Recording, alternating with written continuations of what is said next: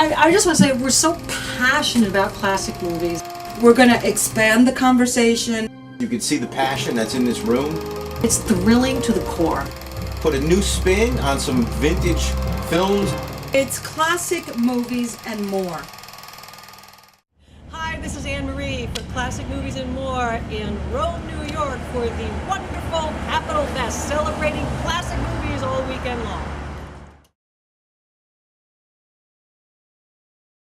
Capitol opened in 1928, December 10th, 1928, as a movie theater. And that's what surprises a lot of people because they're not used to seeing movie theaters that look like this. It was part of the Calit movie theater chain that was based out of Oneida, and this was actually their flagship theater for many years. It was actually not built as a legitimate theater, it was built specifically as a movie theater, although we do have a stage which fortunately allows us to do some live events. The Calits, who built the theater in conjunction with the Comerford Amusement Company in Pennsylvania, recognized that it would be necessary to have a stage because periodically live shows are going to be going through the area, and they figured if we were not able to accommodate them here, they would go somewhere else and it would be competition. So the stage was there, it was used sparingly in the early days. Now we use it quite often. All of the films that we show here at the Capitol would be what you would consider classic films. We do concerts throughout the year. We do live Broadway shows.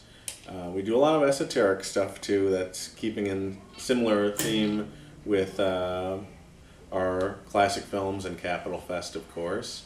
We do about 2 silent films outside of Capitolfest every year, one in the spring and one in the fall. And we use our original installation Moeller Theater organ that we still have today, and it's one of 3 of that particular model in the world.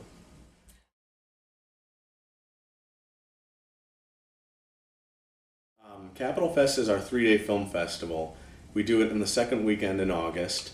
The focus of the show is rare and hard to find films. Things that you can't find on video, things that you can't find on TCM, and things that generally haven't played television ever. We get films from film archives, from the studios. I think one of the things that, I won't say bothered us, but made us a little uncomfortable with film festivals is that it's almost like there's too much good stuff. You can't see everything or else you'll go, by the end of the weekend, everything is just kind of running together in a blur. So our thought was that we liked the film festival idea, but we didn't really like the idea of non-stop films 9 o'clock in the morning until midnight. So maybe we could do something a little more leisurely and just kind of spread it out. We break it up. We're very liberal with our intermissions and breaks and things like that. So our slogan is a vacation, not a marathon. The idea is to show stuff that other people haven't shown. You always want to find one discovery film. Mm-hmm. It's one thing just to show movies, but to have a real discovery that people have never seen before, maybe you've heard of but haven't seen. Everybody who saw it said, "I'd love to see that again," and everyone who missed it said, "I heard that was such a great film. Can you run it again?" One of our slogans is that we feel the last step of preservation is exhibition, because what the archives are doing is great. They are preserving and restoring films that otherwise would not be available. But it's not really of any use to anybody unless people can see it. And we feel the best conditions under that to see those films would be to see them in the same setting that they were seen in when they were new.